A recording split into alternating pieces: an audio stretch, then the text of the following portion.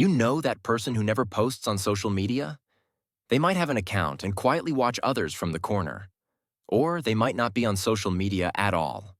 Let's take a deep dive into their psychology. At first glance, people make assumptions.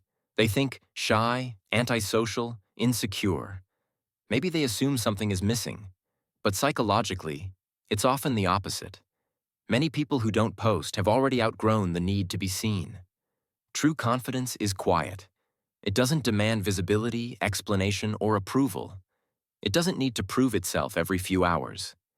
And there's something deeper here that rarely gets talked about. Human psychology was never designed to have our lives exposed to hundreds, thousands, or millions of people. For most of human history, being seen meant being seen by a small, familiar group. Family, tribe, community, people you knew, people whose reactions you could read, people whose intentions were mostly clear. Our nervous systems evolved for proximity, not mass exposure. So when your life is constantly visible to strangers, unknown eyes, unknown judgments, unknown interpretations, something inside stays slightly tense. That tension isn't weakness. It's biology. For some people, staying offline isn't avoidance. It's staying aligned with the natural flow of human psychology. They feel more regulated interacting only with people they actually know, people whose energy they can trust, people who are real, not anonymous observers. There's a woman who once said, "I stopped posting when I realized my body relaxed the moment I disappeared." No drama, no announcement, just relief.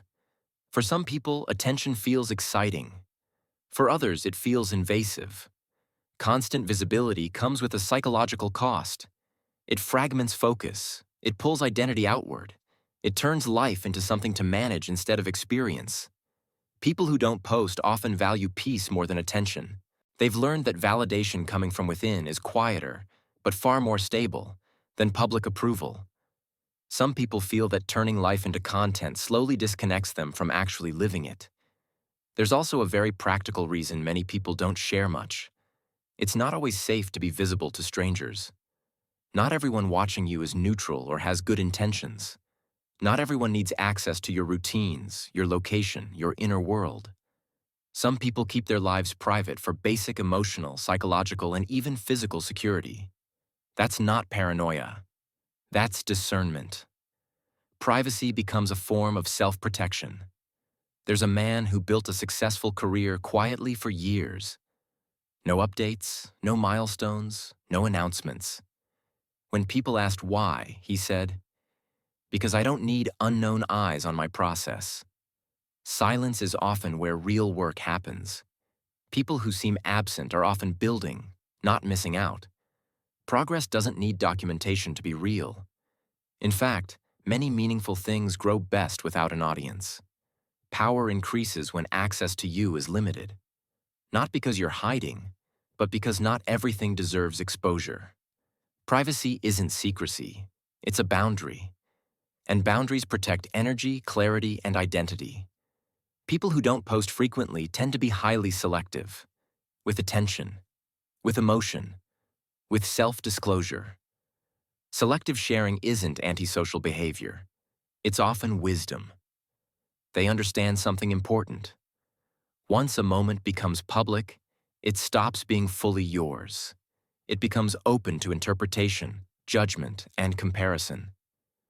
Some experiences feel too personal for that, too meaningful, too real. So, silence protects what feels sacred. In a culture obsessed with visibility, invisibility can be a form of control. Not posting doesn't mean disengagement. It often means deep observation. Many quiet users notice everything: trends, patterns, performances, emotional shifts. They just don't feel the need to participate. They understand how social comparison distorts reality, how likes train the brain through dopamine reward loops, how approval becomes addictive without being fulfilling. Resisting that loop takes discipline and self-awareness. People who don't post often have a strong internal sense of worth. They don't need to be seen to feel real. Their identity forms offline, through values, actions, and private standards. They judge themselves by what they're building, not how it looks. Posting less is often linked to emotional security, less anxiety, less comparison, more stability. They focus on real-world goals instead of digital self-presentation. Their happiness comes from within, not reactions. And yes, sometimes silence online isn't strength. Sometimes it's exhaustion. Some people step back because performing life became too heavy, too loud, too draining. That's not bitterness. That's self-preservation. Silence can be healing. Privacy isn't loneliness. It's intimacy with oneself. Real connection doesn't need proof, updates, or public validation.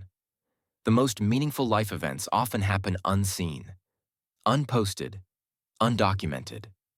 Confidence offline is quieter, but far more grounded than confidence online. Presence is rarer than attention and more powerful. Quiet people often experience life more intensely, not less. Silence is frequently mistaken for emptiness, but more often it signals depth. Not everyone needs to be known by many, only understood by a few. Some moments lose their meaning once exposed to judgment. So choosing not to post can be an act of self-definition, a way of saying, "This is mine." Living without performing restores a sense of wholeness. Not posting photos isn't randomness, it's intentional behavior. People who avoid posting often value privacy over popularity, control over self-image over external opinion. They protect their mental and emotional space. They rely on self-validation. Not likes, not comments. Quiet online behavior often reflects inner security. You don't need to be loud to be powerful. You don't need to be visible to be significant. Leadership starts with self-direction, not attention. Disappearing for a while can be a deliberate step toward becoming greater. So if this describes you, or someone you love, you're not weird, you're not behind, you're not missing out. You may simply be oriented toward depth instead of display. And in a world addicted to noise, that's not weakness, that's strength. If this felt uncomfortably accurate, there's another quiet trait most people misunderstand. One that explains even more about how grounded minds work. You'll find it in the next video.